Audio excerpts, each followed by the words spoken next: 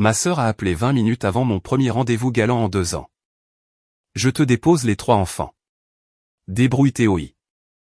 J'ai dit non. À minuit, toute ma famille me traitait de dégoûtant. J'ai juste souri et fait une publication. Au matin, maman me suppliait de la retirer. Ma sœur a appelé 20 minutes avant mon premier rendez-vous galant en 2 ans. Je te dépose les 3 enfants. Débrouille-toi. J'ai dit le non. À minuit, toute ma famille me traitait de dégoûtant. J'ai juste souri et fait une publication. Au matin, maman me suppliait de la retirer. Je m'appelle Arnaud.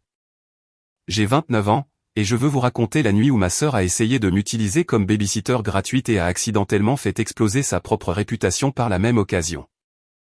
Mais avant d'en arriver au feu d'artifice, laissez-moi vous donner un peu de contexte, car cette histoire ne s'est pas déroulée dans le vide. Ce furent des années de comportement égocentrique qui ont finalement rencontré un mur. Et ce mur, c'était moi, le soir où j'avais enfin des projets. Alors voilà. Je suis le plus jeune de 3. Ma sœur aînée, Aurélie, a 34 ans et mon frère, Thomas, a 32 ans. En grandissant, Aurélie était l'enfant chéri. Et pas de manière subtile non plus. De manière bruyante, évidente, tout le monde dans la famille le savait. C'était une pom-pom girl, reine du bal de promo, celle qui a eu une voiture pour ses 16 ans, tandis que Thomas et moi nous partagions les trajets dans le monospace de notre mère jusqu'à ce que nous puissions nous en payer une. Notre mère, Isabelle, traitait Aurélie comme si elle était en porcelaine et nous, les autres, étions le papier bulle dans lequel elle était emballée. Maintenant, ne vous méprenez pas, j'aime ma mère. Ce n'est pas un monstre, mais elle a un angle mort quand il s'agit d'Aurélie, de la taille d'un panneau publicitaire. Aurélie ne peut rien faire de mal. Les problèmes d'Aurélie sont toujours la faute de quelqu'un d'autre. Les besoins d'Aurélie passent avant ceux de tout le monde. Et si vous vous y opposez, c'est vous l'égoïste. Cette dynamique a été le bruit de fond de toute ma vie. Et honnêtement, je m'y suis habitué. On apprend à s'adapter.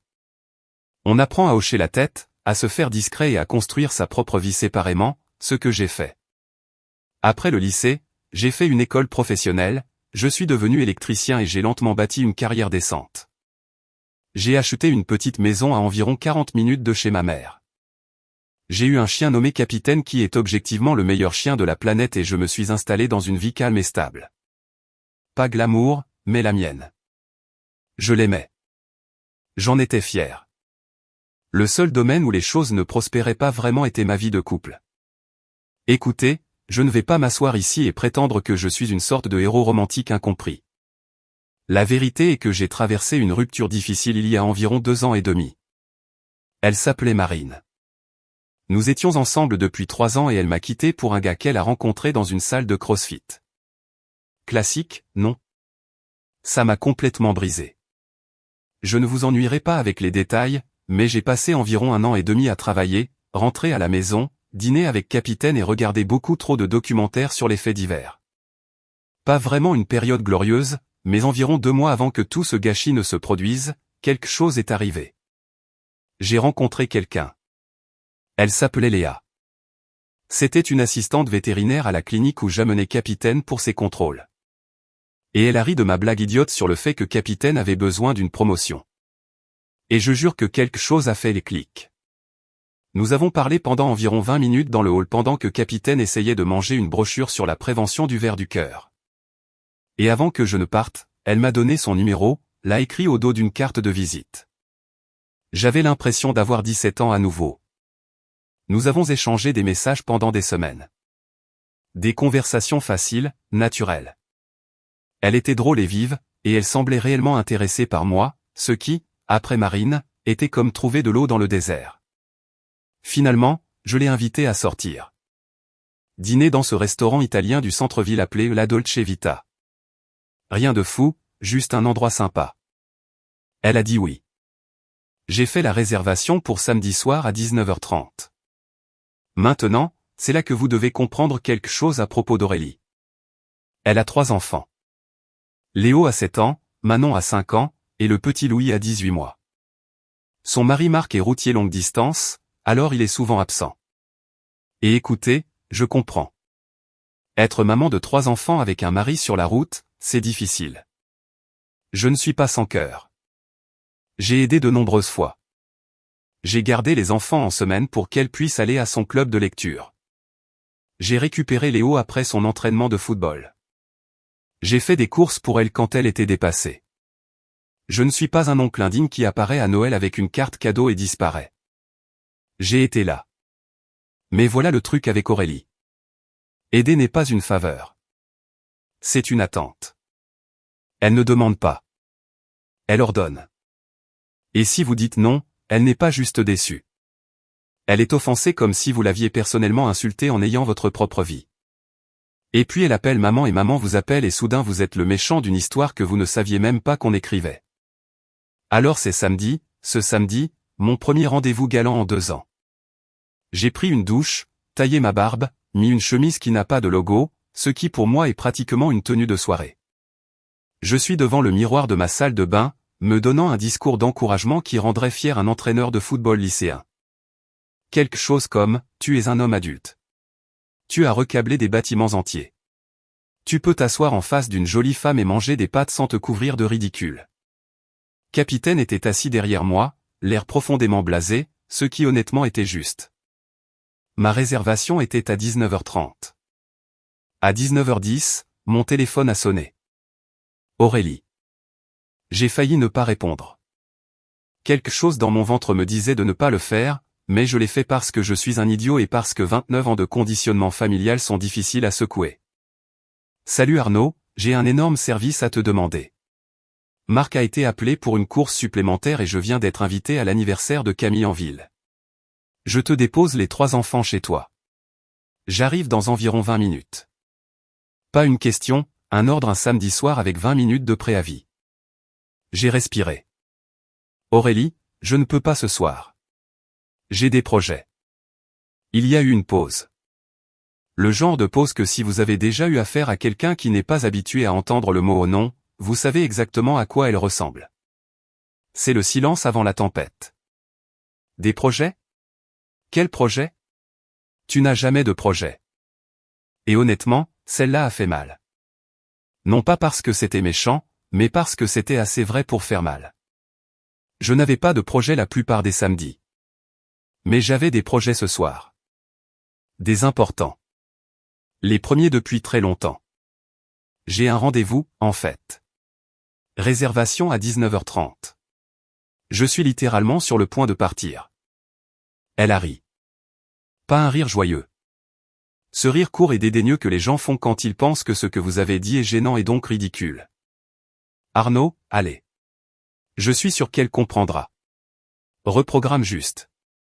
J'en ai vraiment besoin. La fête de Camille est importante, et je lui ai déjà dit que je venais. Alors tu aurais dû trouver une babysitter avant de lui dire ça. Une autre pause.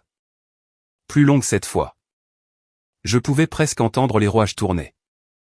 Le passage mental de la demande occasionnelle à l'offensive de culpabilité totale. Tu es en train de me dire que tu choisis une fille au hasard plutôt que tes propres neveux et nièces, plutôt que ta famille.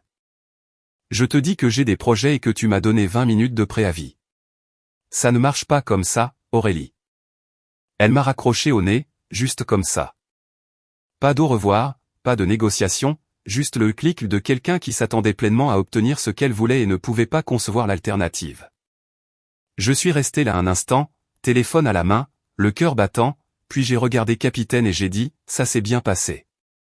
J'ai attrapé mes clés et je suis sorti, j'ai conduit jusqu'à la Dolce Vita, j'ai rencontré Léa, et honnêtement, ce fut l'une des meilleures soirées que j'ai passées depuis des années. Elle a commandé le risotto aux champignons, j'ai pris le poulet parmigiana, nous avons partagé un tiramisu, et elle m'a raconté l'histoire d'un perroquet à la clinique qui avait appris à dire code bleu et avait provoqué une évacuation complète de la salle d'attente. J'ai tellement ri que j'ai failli m'étouffer avec du pain. C'était facile. C'était chaleureux. C'était tout ce qui me manquait. Mais pendant tout ce temps, mon téléphone s'allumait dans ma poche. Je l'avais mis en silencieux, mais chaque fois que je bougeais sur ma chaise, je le sentais vibrer. Je n'ai pas regardé. Pas une seule fois. Quoi qu'il se passe sur ce téléphone, ça pouvait attendre. Cette soirée était la mienne. Cependant, ça ne pouvait pas attendre éternellement. Et quand j'ai finalement vérifié dans ma voiture après avoir déposé Léa à son appartement, mon estomac s'est noué. 23 appels manqués, 14 SMS et un message vocal de ma mère qui commençait par « Arnaud, mon fils, je suis tellement déçu de toi ».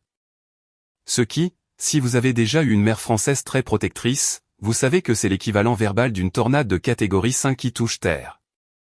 Quelque chose avait très mal tourné, et j'étais apparemment le méchant. Je suis resté dans ma voiture devant l'immeuble de Léa et j'ai fait défiler les dégâts. Les SMS d'Aurélie étaient exactement ce à quoi on pouvait s'attendre. Une fureur croissante enveloppée de victimisation. Les premiers étaient agacés, sérieusement, Arnaud, et merci pour rien. Puis ils ont viré au dramatique, je suppose que je sais où j'en suis avec toi. Et enfin, l'option nucléaire, j'ai dû annuler avec Camille à cause de toi. Maman est d'accord. Tu es incroyablement égoïste. Ah, ça y était. Elle avait appelé maman. Les SMS de ma mère étaient pires parce qu'ils étaient plus calmes. Isabelle ne crie pas. Elle culpabilise avec la précision d'un chirurgien. Ta sœur avait besoin de toi ce soir et tu as choisi de ne pas être là. Je t'ai mieux élevé que ça. La famille passe avant tout, toujours. Je suis très blessé par ton comportement. Puis le message vocal, qui était de 3 minutes de la même chose, mais avec une voix tremblante dont je suis sûr à 90% qu'elle était théâtrale et à 10% une déception sincère. Puis sont venus les SMS de Thomas. Mon frère, la seule personne que je pensais être de mon côté. Salut mon gars, je viens de raccrocher avec maman. Elle est vraiment contrariée. Aurélie dit que tu l'as rembarrée pour aller à un rendez-vous. Peut-être juste t'excuser et passer à autre chose. Ça ne vaut pas le drame. Classique Thomas. Ne pas prendre parti, ce qui dans ma famille signifie prendre par défaut le parti d'Aurélie. Je suis resté là longtemps. La voiture était éteinte. Le parking était silencieux. Et je sentais ce vieux poids familier s'installer sur ma poitrine. Celui que j'ai porté toute ma vie. Le sentiment d'être celui qui a toujours tort, même quand on sait qu'on a raison. Celui qui est censé se plier pour que tout le monde reste à l'aise. Mais quelque chose était différent cette fois. Peut-être que c'était le rendez-vous. Peut-être que c'était le fait que pour la première fois en 2 ans, je m'étais senti comme une personne et pas seulement l'homme à tout faire de la famille. Peut-être que c'était d'entendre Léa rire et de réaliser que je méritais d'avoir ça dans ma vie et que l'incapacité d'Aurélie à planifier n'avait pas le droit de me le prendre. Quoi que ce fût, je ne me suis pas excusé. J'ai tapé un seul SMS à ma mère, j'avais des projets ce soir. Aurélie n'a pas demandé, elle a ordonné. J'ai dit non. Ce n'est pas égoïste. C'est une limite. Bonne nuit, maman. Puis j'ai éteint mon téléphone et je suis rentré chez moi. Dimanche matin, je l'ai rallumé. 16 messages supplémentaires. Un groupe de discussion dont j'ignorais même l'existence, ce qui est toujours amusant à découvrir, avait apparemment été le théâtre d'un véritable tribunal familial. Pendant que je dormais, ma tante Christine, ma cousine Sarah, même ma grand-mère avaient donné leur avis. Le consensus, selon le groupe de discussion, était que j'étais froid et sans cœur et que la pauvre Aurélie se noyait avec 3 enfants et que je ne pouvais même pas sacrifier une soirée pour l'aider. Personne n'a mentionné que c'était mon premier rendez-vous en 2 ans. Personne n'a mentionné qu'elle m'avait donné 20 minutes de préavis. Personne n'a demandé ma version des faits. Le verdict était tombé avant même que la défense n'ait pu parler. J'ai appelé Thomas. Il a décroché à la 2e sonnerie et a immédiatement sonné comme un négociateur d'otages. Salut, calme-toi. D'accord, je sais que tu es énervé. Je ne suis pas énervé, Thomas. Je suis agacé. Elle a appelé toute la famille contre moi parce que j'avais un rendez-vous. Je sais, mais tu sais comment Aurélie est. Elle était embarrassée d'avoir annulé avec son amie et elle s'est défoulée sur toi. Appelle-la, dis que tu es désolé, et ça passera. Pourquoi devrais-je être désolé? Elle ne m'a pas demandé. Elle m'a dit qu'elle déposait ses enfants. J'avais des projets. Depuis quand je n'ai plus le droit d'avoir des projets? Thomas a soupiré. Ce long soupir fatigué qu'il fait quand il ne veut pas s'occuper de quelque chose. Arnaud, je t'entends, mais est-ce vraiment la colline sur laquelle tu veux mourir? Arrange les choses. Thomas, ce n'est pas une colline. C'est 20 ans de colline. Elle fait ça depuis que nous sommes enfants, et tout le monde la laisse faire parce que c'est plus facile. J'en ai marre d'être la voix de la moindre résistance. Il est resté silencieux. D'accord, mon gars. C'est toi qui vois. Ne t'attends juste pas à ce que maman le voie de la même manière. Je ne m'y attendais pas. Je savais exactement comment maman le verrait parce qu'elle le voit toujours de la même manière. Aurélie a des difficultés. Aurélie a besoin d'aide. Aurélie a 3 enfants et si vous ne laissez pas tout tomber pour Aurélie, c'est vous le problème. C'est comme ça depuis notre adolescence. La vie d'Aurélie était une série de choix que tout le monde devait subventionner. Et que Dieu vous aide si vous le faisiez remarquer. Le lundi est arrivé et je suis allé travailler. J'ai essayé de me concentrer sur un travail de recablage dans un restaurant du centre-ville, mais mon téléphone n'arrêtait pas de vibrer. Maman a appelé 2 fois. Le premier message vocal était doux et implorant. Le second avait changé de ton. Arnaud, ce traitement silencieux est puéril. Tu punis ta sœur de demander de l'aide. Ce n'est pas comme ça que je t'ai élevé. Demander de l'aide. C'est comme ça qu'ils appelaient ça. Elle a littéralement dit, je te dépose les 3 enfants. Débrouille-toi. Ce n'est pas demander. C'est un ordre. Ce soir-là, j'étais assis sur mon canapé. Capitaine est allé sur mes genoux quand mon téléphone a de nouveau vibré. Cette fois, c'était Aurélie. Un long SMS. Et celui-là, je dois l'admettre, a eu un effet différent. Non pas parce qu'il était gentil, mais parce qu'il était si parfaitement manipulateur qu'il a presque fonctionné. Arnaud, je ne sais pas ce que j'ai fait pour que tu me détestes autant. Je fais de mon mieux avec 3 enfants et un mari absent la moitié du temps. Je pensais pouvoir compter sur mon propre frère, mais je suppose que je me suis trompé. Maman a pleuré toute la journée à cause de ce que tu lui as dit. J'espère que ton rendez-vous valait la peine de déchirer cette famille. Je l'ai lu 3 fois. La première fois, j'ai ressenti de la culpabilité. La deuxième fois, de la colère. La troisième fois, j'ai ressenti quelque chose de totalement différent. De la clarté. Parce que ce SMS était un chef-d'œuvre de manipulation. Elle ne s'est pas excusée. Elle n'a pas reconnu qu'elle avait exigé et non demandé. Elle s'est présentée comme la victime, moi comme l'agresseur, et a ajouté maman a pleuré comme cerise sur le gâteau. C'était un cas d'école. Et ça avait toujours fonctionné auparavant. Chaque fois. Je me sentais coupable. J'appelais. Je m'excusais pour quelque chose que je n'avais pas fait, et la machine se réinitialisait. Pas cette fois. Je n'ai pas répondu. J'ai posé mon téléphone sur le comptoir de la cuisine, je me suis fait un sandwich et j'ai regardé un documentaire sur les créatures des grands fonds marins avec Capitaine. À un moment donné, ils ont montré un poisson qui vit au fond de l'océan, à des kilomètres sous la surface, dans l'obscurité totale. Dès mercredi, la situation avait dégénéré au-delà de ce que je pensais possible pour une demande de babysitting manquée.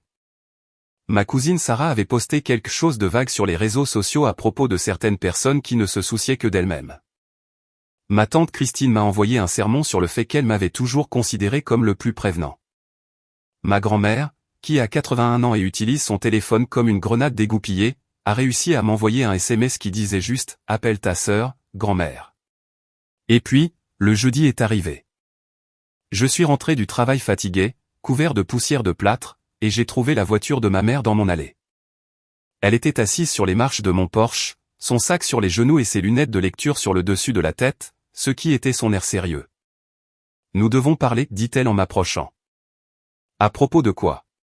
J. Savais déjà. À propos de ce gâchis avec Aurélie. Arnaud, c'est ta sœur. Elle passait une mauvaise soirée. Tout ce dont elle avait besoin, c'était quelques heures d'aide et tu as dit non à cause d'un rendez-vous. Un rendez-vous ?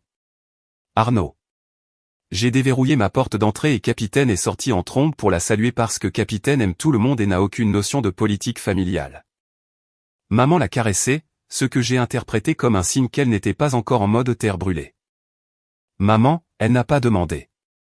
Elle m'a dit 20 minutes avant qu'elle ne se présente. J'avais des projets. Les projets, ça se change. La famille, non. Maman, c'était mon premier rendez-vous en 2 ans.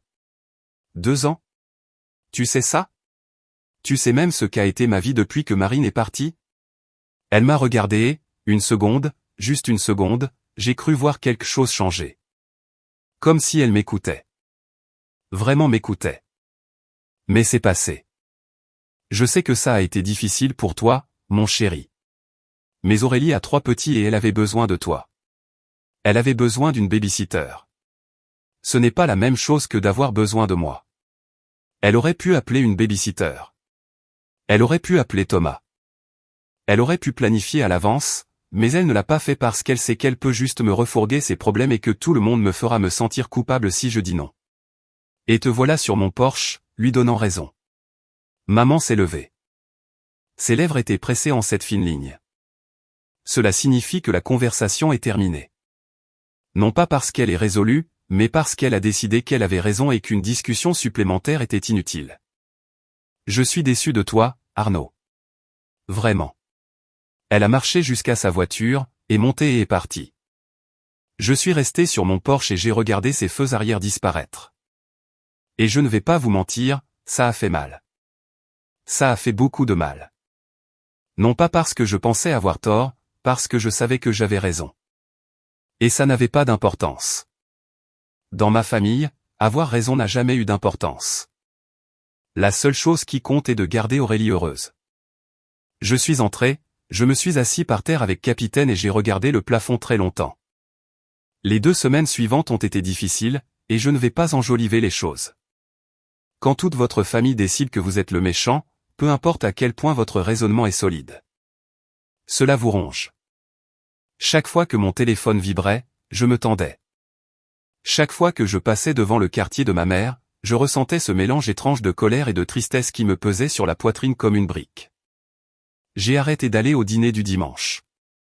Non pas parce que quelqu'un m'avait dit de ne pas venir, mais parce que je savais ce que ce serait. Aurélie jouant la gazelle blessée. Maman me donnant l'épaule froide. Thomas évitant le contact visuel et parlant de football comme si cela allait tout réparer. Le pire, c'était l'isolement. Je n'ai jamais eu un grand cercle social. Quelques amis du travail, des gars avec qui je joue au basketball le jeudi soir, Capitaine. C'était mon monde. Et sans les affaires familiales, le monde semblait plus petit. Il y a eu des nuits où j'étais assis sur mon canapé et je me demandais si j'avais commis une erreur. Si dire non à Aurélie ce samedi soir-là valait vraiment la peine de perdre toute ma famille. Mais voilà le truc quand on frappe un mur. Parfois, on réalise que le mur a toujours été là. On était juste trop occupé à foncer dedans pour le remarquer. Et une fois qu'on s'arrête, une fois qu'on prend du recul et qu'on regarde la chose, on la voit pour ce qu'elle est. Ma famille ne s'était pas retournée contre moi à cause d'un samedi soir. Elle s'était retournée contre moi parce que j'avais brisé le schéma. J'étais le fiable, le facile, celui qui disait toujours oui. Et au moment où je ne l'ai pas fait, tout le système a bugué. Ce n'était pas mon problème. C'était le leur. Alors, j'ai pris une décision. Au lieu de m'apitoyer sur mon sort, j'allais investir dans la vie que j'avais réellement, celle que je construisais tranquillement depuis des années pendant que tout le monde était concentré sur Aurélie. La première chose que j'ai faite a été d'appeler Léa. Nous échangions des messages depuis le rendez-vous, et elle avait été patiente face à mon évidente distraction. Je lui ai dit la vérité, pas toute la saga, mais suffisamment. Que ma sœur et moi avions des problèmes, que ma famille était difficile, et que j'étais désolé si j'avais été distant. Elle a écouté et puis elle a dit quelque chose qui m'est resté. Arnaud, tu ne dois d'excuses à personne pour avoir des limites. Ceux qui t'aiment le respecteront. Ceux qui ne le font pas ne t'aiment pas vraiment. Ils t'utilisent. Cette femme avait plus de sagesse en une phrase que ma famille n'en avait montré en 29 ans. Nous sommes allés à un 2e rendez-vous ce week-end-là, au bowling. Elle m'a battu de 40 points et n'a pas été le moins du monde gracieuse à ce sujet, ce que j'ai trouvé étrangement attirant. Puis un 3e rendez-vous, puis un 4e. En un mois, il était clair que Léa n'était pas juste un rendez-vous. Elle devenait quelque chose de réel, quelque chose que j'avais eu peur d'espérer. Pendant ce temps, au travail, les choses ont aussi commencé à s'améliorer. Mon patron, un gars nommé Antoine, me laissait entendre depuis un certain temps qu'il voulait que j'assume plus de responsabilités, superviser des chantiers, gérer des équipes, gérer les relations clients. J'avais toujours hésité parce qu'honnêtement, je ne pensais pas être ce genre de personne. Mais la situation familiale avait débloqué quelque chose en moi. J'étais fatigué d'être la personne que tout le monde décidait que j'étais. Je voulais décider par moi-même. Alors j'ai dit oui, j'ai pris un poste de superviseur. Cela s'accompagnait d'une augmentation et d'un camion de fonction, ce dont Capitaine était très excité car il y avait plus de place pour qu'il s'étale sur le siège passager. J'ai commencé à gérer une équipe de 4 gars sur des projets commerciaux. Et il s'est avéré que j'étais plutôt bon. Non pas parce que j'étais un leader né, mais parce que je savais ce que ça faisait d'être négligé, et je m'assurais que personne dans mon équipe ne ressente cela. Je communiquais clairement. J'écoutais. Je ne faisais pas de favoritisme. C'est amusant de voir comment ces choses fonctionnent quand on a passé toute sa vie à regarder quelqu'un faire le contraire. À peu près au même moment, mon ami Julien de la Ligue de basketball m'a invité à commencer à m'entraîner avec lui le matin. Rien d'extrême, juste 3 jours par semaine dans cette salle de sport près de chez moi. Je n'avais jamais été un adepte du fitness, mais je me suis présenté et ça m'a aidé. Pas seulement physiquement, mais mentalement. Il y a quelque chose à soulever des choses lourdes et à les reposer qui rend vos problèmes plus légers. Mauvais jeu de mots, je sais, mais c'est vrai. Alors, me voilà. Nouvelle relation, nouveau rôle au travail, nouvelle routine, nouvelle énergie. Je dormais mieux, je mangeais mieux, je riais plus. Capitaine avait droit à des promenades plus longues et des friandises supplémentaires, ce qu'il estimait mériter indépendamment de ma croissance personnelle. Mais j'appréciais néanmoins son soutien. Environ 6 semaines après l'incident du samedi soir, Thomas m'a appelé. Il était tard, presque 22 heures un mardi, et j'ai failli ne pas décrocher, mais Thomas n'appelle pas tard à moins que quelque chose ne se passe réellement. « Salut, dit-il. Comment vas-tu ? Je vais bien, en fait. Qu'est-ce qui se passe ? Il a marqué une pause. Je voulais juste prendre de tes nouvelles. On n'a pas vraiment parlé depuis tout ça. Oui, j'ai remarqué. Une autre pause. Écoute, je sais que je n'ai pas exactement pris ta défense et je ne vais pas chercher d'excuses. Je déteste les conflits, mon gars. Je les ai toujours détestés. C'est plus facile de dire à tout le monde de s'excuser et de passer à autre chose. Plus facile pour toi, ai-je dit. Pas pour moi. Je sais. Je sais ça maintenant. Il s'est raclé la gorge. Pour ce que ça vaut, je pense que tu avais raison à propos d'Aurélie. À propos de tout ça. Elle fait ça depuis des années et on l'a tous laissé faire parce que c'est moins de tracas. Ce n'est pas juste pour toi. Je n'ai rien dit pendant 1 minute. Non pas parce que j'étais en colère, mais parce que je ne m'y attendais vraiment pas. Thomas étant ouvertement d'accord avec moi était à peu près aussi probable que Capitaine apprenant à faire mes impôts. Merci, Thomas. Ça compte beaucoup. Oui, eh bien, ne deviens pas tout émotif avec moi. J'ai appelé pour te dire ça et aussi pour te dire qu'Aurélie est un peu en train de déraper. Marc est parti encore plus que d'habitude. Les enfants sont difficiles à gérer et elle se repose beaucoup sur maman. Genre, vraiment beaucoup. Maman y va 4 ou 5 jours par semaine maintenant. Ça, c'est le choix de maman. Oui, mais elle est épuisée et elle ne va pas le dire parce que c'est Aurélie, mais je peux le voir. Nous avons parlé un moment. Ce fut la meilleure conversation que j'ai eue avec mon frère depuis des années, peut-être même de toute ma vie. Il m'a dit qu'il était fier de moi d'avoir tenu bon, même s'il n'avait pas été assez courageux pour le dire à l'époque. Je lui ai parlé de Léa et il a dit, « Mec, elle a l'air d'une chérie. Ne gâche rien. » Très touchant, très Thomas. Après avoir raccroché, je me suis assis sur mon porche avec Capitaine et j'ai regardé les étoiles. C'était une de ces rares nuits claires où l'on peut réellement les voir même avec les lumières du quartier. Et j'ai pensé à quel point la vie est étrange. Comment la pire nuit de ma vie familiale avait déclenché la meilleure période de ma vie personnelle. Comment dire non à Aurélie avait en quelque sorte ouvert la porte à dire oui à tout le reste. Je n'étais plus en colère. Pas vraiment. J'étais triste pour ma mère. Bien sûr. Elle me manquait. Sa tourte au poulet et son rire et la façon dont elle m'appelait de mon chéri quand elle n'était pas déçue de moi, ce qui, il faut l'admettre, n'était pas arrivé récemment, mais je ne pouvais pas revenir à être la personne qui abandonnait tout pour maintenir la paix. Cette version de moi était partie, et je ne la voulais pas de retour. Ce que je ne savais pas en étant assis sur ce porche, c'est que la vie était sur le point de me donner quelque chose d'inattendu. Pas de la vengeance exactement, plus comme une opportunité. Le genre d'opportunité qui se présente vêtue d'un imperméable en disant « Tu ne vas pas y croire, mais l'univers te doit une faveur ». Et cela est venu de l'endroit le plus improbable imaginable, Aurélie elle-même. Environ 2 mois après le désastre du samedi soir, je suis rentré du travail et j'ai trouvé une notification sur mon téléphone d'une application de réseau social que j'utilisais à peine. Quelqu'un m'avait identifié dans une publication. Je l'ai ouverte et ce que j'ai vu m'a fait poser mon téléphone, le reprendre, le relire, le reposer, puis dire à haute voix à Capitaine, « Tu ne vas pas y croire ». Aurélie avait écrit une publication, une longue, publique. Pas dans le groupe de discussion familiale, pas sur sa page privée, publique. Et c'était à propos de moi. La publication était une de ces choses reconnaissantes envers ma communauté que les gens écrivent quand ils veulent de la sympathie déguisée en gratitude. Ça commençait assez bien. Elle parlait de la difficulté d'être maman de 3 enfants, de la façon dont le travail de Marc l'éloignait, de la façon dont elle faisait de son mieux. Bien, compréhensible. Mais ensuite, elle a fait une pirouette. Elle a commencé à parler de la façon dont certains membres de sa famille lui avaient tourné le dos quand elle en avait le plus besoin. Comment elle avait demandé une petite faveur et avait été rejetée et humiliée. Comment son propre frère avait choisi une étrangère plutôt que son propre sang. Elle n'a pas utilisé mon nom, mais elle n'en avait pas besoin. Tout le monde savait. La publication avait 47 likes et un tas de commentaires. Tous encourageants, tous dirigés vers la pauvre Aurélie en difficulté, tu mérites mieux. La famille devrait toujours passer en premier. Certaines personnes sont si égoïstes.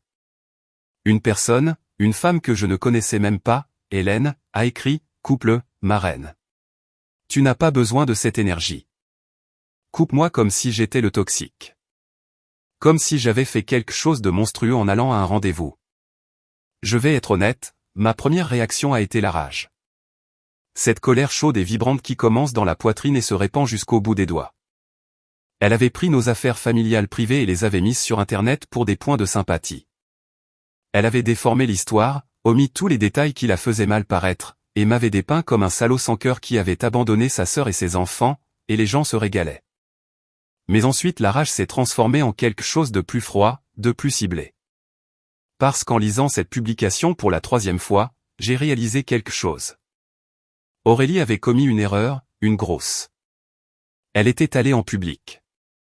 Elle avait mis sa version des événements à la vue de tous. Et sa version avait des trous de la taille d'une porte de garage. J'ai appelé Thomas. Tu l'as vu? Oui. Oui, je l'ai vu. Elle a tout omis. Le préavis de 20 minutes, le ton exigeant, le fait qu'elle n'a pas demandé, elle a ordonné. Elle a fait croire que j'avais refusé de l'aider alors qu'elle était en pleine urgence médicale ou quelque chose comme ça. Je sais, c'est classique Aurélie. Elle contrôle le récit. Pas cette fois. Thomas est resté silencieux. À quoi penses-tu? Je pense à dire la vérité. Toute la vérité publiquement. Arnaud, ça va déclencher une guerre. La guerre a déjà commencé, Thomas. Elle a tiré le premier coup. Je vais juste riposter avec des faits réels. Il a pris une longue inspiration. Si tu dois le faire, fais-le bien. Ne sois pas émotif. Ne sois pas mesquin. Expose juste ce qui s'est réellement passé. Laisse les gens tirer leurs propres conclusions. C'était un bon conseil et je l'ai suivi. Mais je ne l'ai pas fait tout de suite. J'ai attendu en partie parce que je voulais être stratégique et en partie parce que je voulais m'assurer de ne pas agir par colère. Je me suis donné une semaine entière pour me calmer. Pendant cette semaine, j'ai fait quelque chose que j'aurais probablement dû faire il y a des années. J'ai repris mon téléphone et j'ai ressorti toutes les conversations SMS que j'avais eues avec Aurélie au cours des 3 dernières années. Ce que j'ai trouvé était stupéfiant. Non pas parce qu'un SMS individuel était choquant, mais parce que lorsque vous les voyez tous ensemble, le schéma est indéniable. Des dizaines de SMS où Aurélie ne demandait pas d'aide, mais l'exigeait. J'ai besoin que tu viennes chercher Léo à 16h.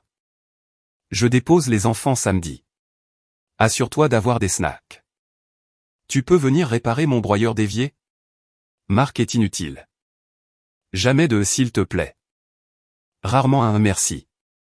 Et quand je disais que je ne pouvais pas ou que je suggérais une alternative, la réponse était toujours une variation de culpabilité, très bien. Je suppose que je vais juste me débrouiller seul comme toujours. Ça doit être agréable de ne pas avoir de responsabilité. Je m'en souviendrai. Mais la vraie mine d'or était l'échange de SMS de ce samedi soir-là. Celui où elle disait « Je te dépose les 3 enfants. Débrouille-toi ». Où j'ai poliment dit que j'avais des projets et qu'elle a ri et m'a dit de reporter mon rendez-vous parce que la fête d'anniversaire de son amie était importante. Où elle m'a raccroché au nez. Tout était là, horodaté et non édité. J'ai montré les SMS à Léa ce week-end-là. Elle les a lus en silence, son expression passant de la surprise à quelque chose qui ressemblait beaucoup à une fureur contenue. Arnaud, dit-elle, cette femme te traite comme un employé, pas comme un frère. Je sais, et ta mère soutient ça. Ma mère ne le voit pas ou ne veut pas le voir. Léa a posé mon téléphone et m'a regardé. Tu sais ce que tu dois faire, n'est-ce pas? Oui. Sois juste honnête. Ne l'attaque pas. Ne sois pas méchant. Dis juste la vérité. La vérité est déjà assez accablante. Alors je l'ai écrit. Ça m'a pris 3 brouillons. Le premier était trop en colère. Le second était trop long. Le troisième était juste, propre, calme, factuel. J'ai exposé exactement ce qui s'était passé ce samedi soir-là. J'ai inclus la chronologie. J'ai mentionné que c'était mon premier rendez-vous en 2 ans. Qu'elle m'avait donné 20 minutes de préavis. Qu'elle n'avait pas demandé mes ordonnées. Et que quand j'ai dit non, elle a appelé toute notre famille et les a montés contre moi avant même que je ne rentre du dîner. Je n'ai pas éditorialisé. Je ne l'ai pas insulté. Je n'ai pas attaqué son rôle de parent. J'ai juste dit la vérité étape par étape. Et puis j'ai terminé par ceci, j'aime ma sœur.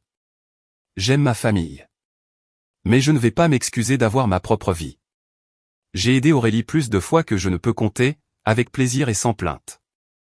Mais la seule fois où j'ai dit non, j'ai été traité d'égoïste, de sans cœur et de dégoûtant par des personnes qui n'ont même jamais demandé ma version de l'histoire.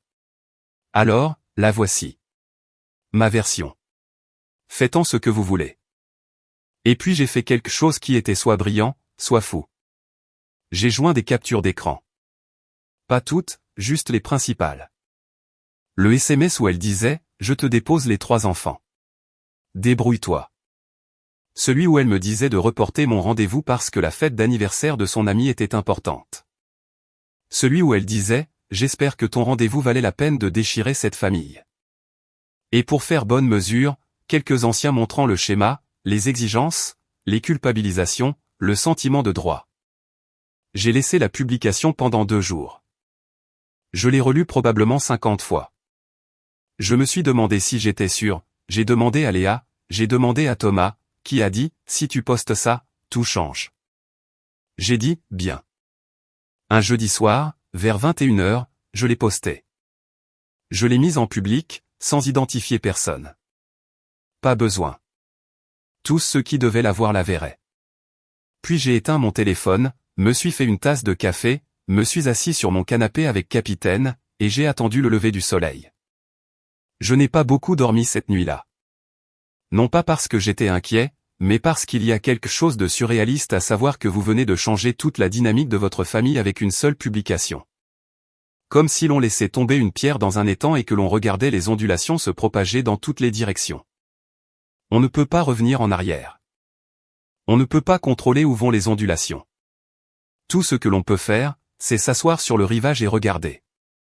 À minuit, je n'ai plus pu résister. J'ai rallumé mon téléphone et ce que j'ai vu m'a fait me redresser sur le canapé si vite que Capitaine a sursauté et est tombé du coussin. La publication avait explosé.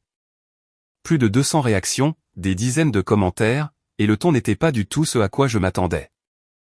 Ce n'était pas divisé. Ce n'était pas une répartition 50-50e. C'était presque unanimement en ma faveur. Les gens étaient furieux. Pas contre moi, contre Aurélie. Et pas seulement des étrangers, de la famille. Des personnes à qui je n'avais pas parlé depuis des années. Des amis d'amis, même certains des amis d'Aurélie. Les captures d'écran avaient fait ce que mes mots seuls n'auraient jamais pu faire. Elles montraient la vérité en noir et blanc, avec des horodatages, sans place pour l'interprétation ou la manipulation. Mon téléphone a commencé à vibrer avec des messages de ma tante Christine. Arnaud, je n'avais aucune idée. Je suis tellement désolé de t'avoir jugé. De ma cousine Sarah, qui avait posté ce tweet vague sur la famille quelques semaines plus tôt, oh mon Dieu, je me sens mal. Elle nous a raconté une histoire complètement différente. Des personnes que je connaissais à peine, me disant que j'étais courageux, me disant qu'elles avaient été dans des situations similaires, me disant qu'elles étaient fières de moi. Et puis à minuit 17 du matin, un SMS de ma mère. 8 mots, Arnaud, s'il te plaît, retire cette publication. Appelle-moi. J'ai souri, j'ai fini mon café et je suis allé me coucher. Je me suis réveillé le lendemain matin avec Capitaine qui me léchait le visage, ce qui est sa version d'un réveil et à peu près aussi agréable que cela en a l'air. Mon téléphone était sur la table de chevet, et je pouvais voir, même depuis l'écran de verrouillage, que les notifications s'étaient accumulées pendant la nuit comme de la neige dans un blizzard. J'ai d'abord fait du café. Tout ce qui se trouvait sur ce téléphone pouvait attendre que je sois caféiné. Quand je me suis finalement assis et que je l'ai ouvert, la publication avait dépassé les 400 réactions. La section des commentaires s'était transformée en une véritable assemblée publique. Des personnes à qui je n'avais pas parlé depuis le lycée donnaient leur avis. Des collègues, des voisins. Il y avait même un commentaire d'une femme nommée Hélène qui allait apparemment au club de lecture avec Aurélie et elle a écrit quelque chose comme « C'est tout à fait ça ». Elle parle d'Arnaud comme s'il était son assistant personnel, pas son frère. Celui-là avait 62 likes à lui seul. Mais les messages qui comptaient le plus étaient les privés. Ma tante Christine avait envoyé un long message à 3 heures du matin, ce qui signifiait qu'elle avait réfléchi à la question. Elle s'est excusée pour le sermon qu'elle m'avait donné, a dit qu'elle se sentait manipulée et a admis qu'Aurélie l'avait appelée en pleurant ce samedi soir-là et lui avait dit que je lui avais crié dessus et claqué la porte au nez, ce qui, pour la petite histoire, n'est jamais arrivé. Je n'étais même pas chez moi quand elle a appelé. J'étais en train de mettre une belle chemise et d'essayer de me souvenir comment être un humain normal à un rendez-vous. Ma cousine Sarah avait envoyé un message vocal. Je l'ai écouté sur haut-parleur pendant que Capitaine me jugeait depuis l'embrasure de la cuisine. Elle pleurait un peu, ce qui m'a fait me sentir mal, mais ce qu'elle a dit était important. Arnaud, je suis tellement désolé. Elle m'a appelé ce soir-là et a dit que tu l'avais engueulée et refusé d'aider même si elle faisait une crise de panique. Je l'ai cru. Je n'aurais pas dû. J'aurais dû t'appeler d'abord. Je suis vraiment, vraiment désolé. Une crise de panique. Aurélie avait dit aux gens qu'elle faisait une crise de panique. C'était nouveau.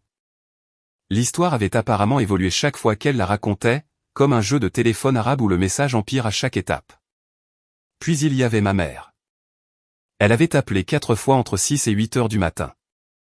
Les 3 premiers messages vocaux passaient de contrôlé à frénétique, exigeant que je retire la publication, mais le 4e, laissé à 7h52, était différent. Sa voix était plus petite. Fatiguée. Arnaud, j'ai besoin de te parler. Pas de la retirer, juste de parler. S'il te plaît, appelle-moi. Alors, je l'ai appelée. Elle a décroché à la première sonnerie. Salut, maman. Arnaud. Long silence. J'ai lu ta publication. Tout. D'accord. J'ai vu les captures d'écran. D'accord. Une autre pause. Je l'entendais respirer. Quand elle a parlé à nouveau, sa voix s'est brisée. Et cette fois, je n'ai pas cru que c'était théâtral. Elle a vraiment dit ça? Débrouille-toi. Oui, maman. Elle a vraiment dit ça. Et tu n'avais vraiment pas eu de rendez-vous depuis 2 ans. 2 ans et 3 mois, en fait. Mais qui compte? Elle a fait un son qui était entre un rire et un sanglot. Je ne savais pas.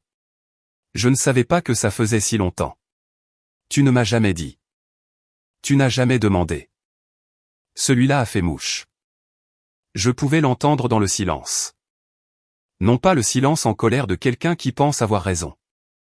Le silence lourd de quelqu'un qui vient de réaliser qu'il pourrait avoir tort. Arnaud, je te dois des excuses. Pas seulement pour cette nuit-là, pour beaucoup de choses. Je me suis tellement concentré sur l'aide à Aurélie que j'ai oublié de te prêter attention. Ce n'est pas bien. Ça n'a jamais été bien. Je ne vais pas mentir, j'ai eu un petit coup. Pas de manière dramatique. J'ai juste dû m'éclaircir la gorge et cligner des yeux plusieurs fois et faire semblant de regarder quelque chose de très intéressant sur le mur. Capitaine semblait comprendre parce qu'il est venu s'asseoir sur mon pied, ce qui est sa façon de dire « Je suis là pour toi, mais j'aimerais aussi le petit déjeuner. » Merci, maman.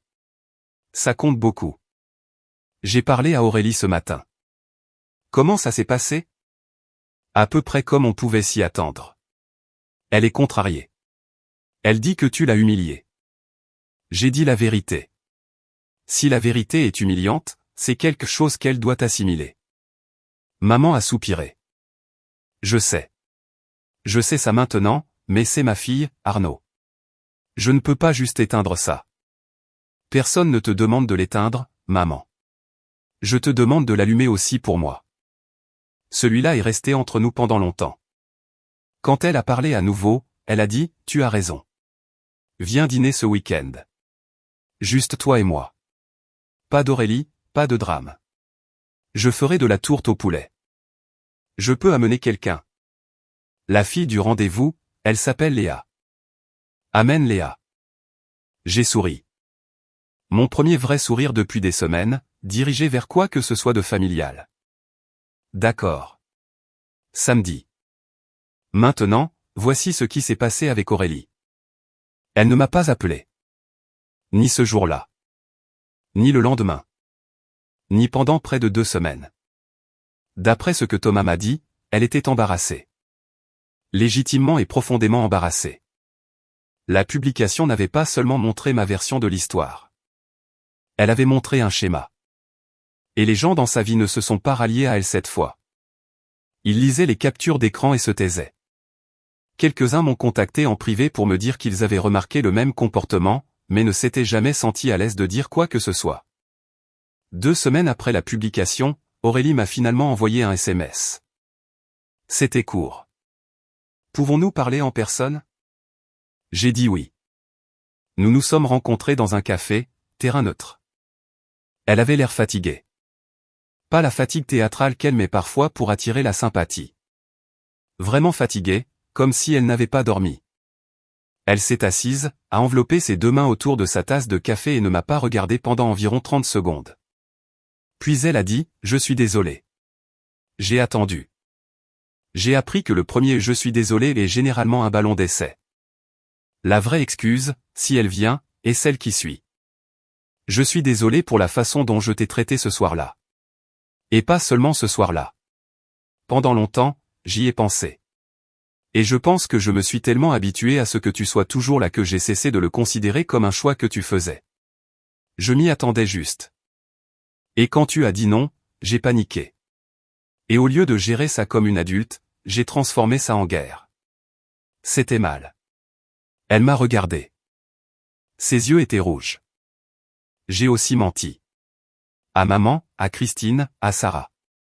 Je leur ai dit que tu m'avais crié dessus. Tu ne l'as pas fait. Je leur ai dit que j'avais eu une crise de panique. Je n'en avais pas. J'étais en colère et embarrassé et je voulais des gens de mon côté. Alors, j'ai grossi l'histoire. C'était vraiment, vraiment mal. Et je suis désolé. Je suis resté là 1 minute, juste en train de digérer, parce que voici le truc avec les excuses de personnes qui ne s'excusent jamais. Elles sont déroutantes. Tout votre corps est préparé au combat et au lieu de cela, vous recevez un drapeau blanc et vous ne savez pas trop quoi faire de vos mains. Merci, ai-je dit. Ça compte beaucoup, Aurélie. Vraiment. Vas-tu retirer la publication? Vas-tu corriger le tir avec les gens à qui tu as menti? Elle a grimacé, mais elle a hoché la tête. J'ai déjà appelé tante Christine. J'appelle Sarah aujourd'hui. Alors. Oui, je la retirerai. Et je l'ai fait. Ce soir-là, la publication avait servi son but. Il ne s'agissait jamais de l'humilier. Il s'agissait d'être entendu. Pour la première fois de ma vie, j'avais été entendu. C'était il y a environ 5 mois. Les choses ne sont pas parfaites. Elles ne le seront jamais. Aurélie et moi ne sommes pas les meilleurs amis du monde. Nous ne le serons probablement jamais, mais c'est mieux. Elle demande maintenant au lieu d'ordonner. Elle dit merci. Elle a commencé à voir un thérapeute, ce dont Thomas m'a parlé sur un ton de voix qui suggérait qu'il pourrait aussi en avoir besoin. Maman fait plus d'efforts avec moi, et elle adore absolument Léa, ce que j'avais prédit parce que Léa est objectivement adorable. Et aussi, elle a apporté des fleurs à ma mère la première fois qu'elles se sont rencontrées, ce qui est pratiquement le code secret pour les mères françaises.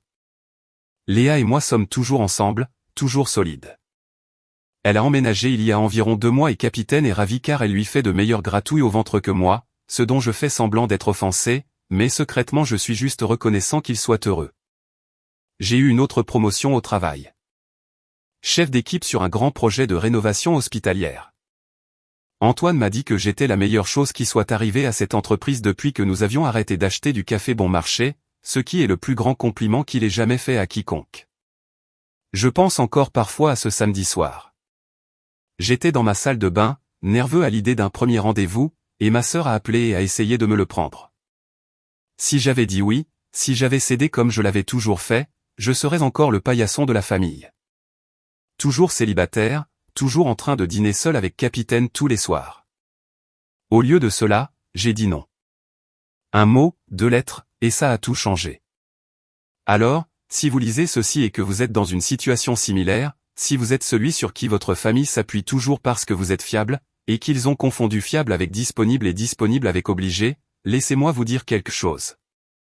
Vous avez le droit d'avoir des projets. Vous avez le droit d'aller à votre rendez-vous. Vous avez le droit de dire non. Et si les gens dans votre vie ne peuvent pas gérer cela, le problème n'est pas votre non. Le problème est qu'ils n'ont jamais appris à l'entendre. Quant à moi, je suis assis sur mon porche en ce moment. Capitaine dort à mes pieds. Léa est à l'intérieur en train de préparer une sorte de smoothie qui contient du chou frisé et de l'optimisme. Le soleil se couche et mon téléphone est silencieux. Et pour la première fois depuis très longtemps, ce silence ne ressemble pas à de la solitude. Il ressemble à la paix.